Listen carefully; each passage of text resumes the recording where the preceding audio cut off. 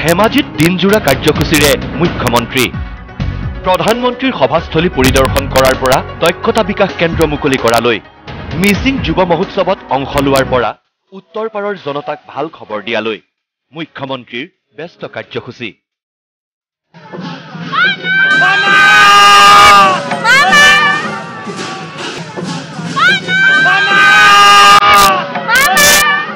গোগামুখত মুখ্যমন্ত্ৰী ডক্টৰ হিমন্ত বিশ্ব শৰ্মাই মুকলি কৰিলে ৰাজ্যৰ দ্বিতীয়টো দক্ষতা বিকাশ কেন্দ্ৰ কোকৰাঝাৰ গোগামুখৰ পিছত নলবাৰীত হ'ব তৃতীয়টো দক্ষতা বিকাশ কেন্দ্ৰ গোগামুখৰ এইটো নৱনিৰ্মিত কেন্দ্ৰই উত্তৰ পাৰৰ জনতাক ভাবিব নোৱাৰা ধৰণে উপকৃত কৰিব বুলি আশাবাদী মুখ্যমন্ত্ৰী LNTৰ সহযোগত আমি কিছুমান দক্ষতা বিকাশ কেন্দ্ৰ অসমত নিৰ্মাণ কৰি আছো য'ত নিৰ্মাণৰ সৈতে জড়িত বিভিন্ন স্কিলৰ ওপৰত আমাৰ যুৱক যুৱতীসকলক প্ৰশিক্ষণ দিয়া হয় টাইলছ লগোৱা ইলেক্ট্ৰিকেল প্লাম্বিং আদিৰ উচ্চ দক্ষতাৰ ট্ৰেইনিং এই ইনষ্টিটিউটবিলাকত দিয়া হয় তাৰ ফলত তেওঁলোকে বিভিন্ন বহিৰাজ্য বিদেশতো কাম পাবৰ কাৰণে সক্ষম হয় যোৱা কিছুদিন আগতে কোকৰাঝাৰত তেনে এক দক্ষতা বিকাশ কেন্দ্ৰ আমি আৰম্ভ কৰিছিলোঁ আজি আমি গোগামুখত দ্বিতীয়টো চেণ্টাৰ কৰিলোঁ তৃতীয়টো চেণ্টাৰ অসমৰ নলবাৰীত আমি দুই এদিনতে আৰম্ভ কৰিম মই ভাবোঁ যে ব্ৰহ্মপুত্ৰৰ উত্তৰ পাৰৰ কাৰণে ই এটা ডাঙৰ সংযোজন ৰাইজ যথেষ্ট উপকৃত হ'ব আৰু যুৱক যুৱতীসকলে বিশেষকৈ কৰ্মসংস্থাপনৰ পথ এটা বিচাৰি পাব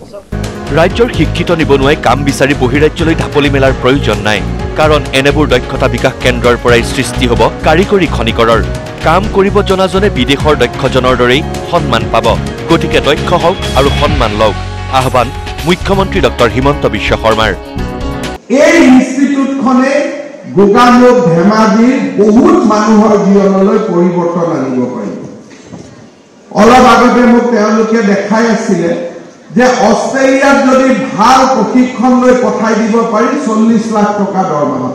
মোৰ দাদা ইংলেণ্ডত থাকে ঘৰত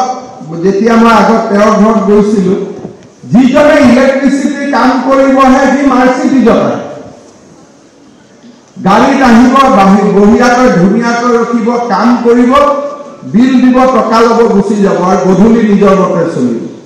তাত এইবিলাক শব্দ ব্যৱহাৰ নহয় মিস্ত্ৰী তিস্ত্ৰী শব্দ ব্যৱহাৰ নহয় তাত শব্দবিলাকো ভাল মই বোলো এনেকৈ আহেনে বোলে ইলেক্ট্ৰিচিয়ান বোলে তেনেকৈ আহিব কাৰণ ইয়াৰ ইনকাম মোতকৈ বেছি ই যে ঘৰত আহি কাম কৰে সেইকাৰণে একোটা ভিজিটত যেনেকৈ ডক্টৰে হোম ভিজিট কৰিলে আমি 200 টকা হোম ভিজিট দিব লাগে তেনেকৈ তেওঁ হোম ভিজিট কৰিব অহাৰ কাৰণে তেওঁক আমি 200 টকা দিব লাগে আমাৰ ইয়াত প্ৰায় মিস্ত্ৰী ফালে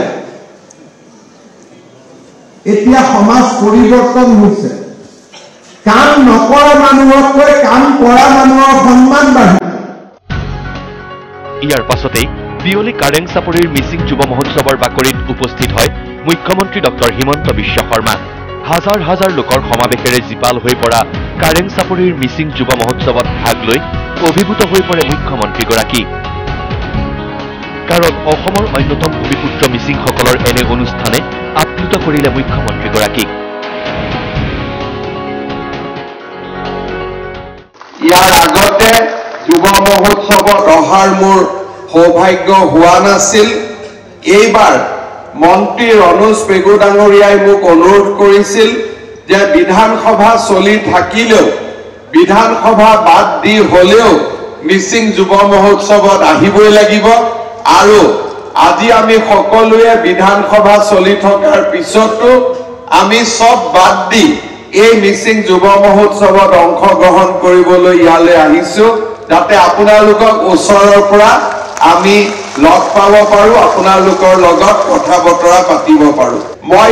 এই অনুষ্ঠানত প্ৰথমবাৰৰ বাবে আহিছো কিন্তু এই অনুষ্ঠানত প্ৰৱেশ কৰিয়ে ইয়াৰ যিটো স্পন্দন ইয়াৰ যিটো প্ৰাণবন্ত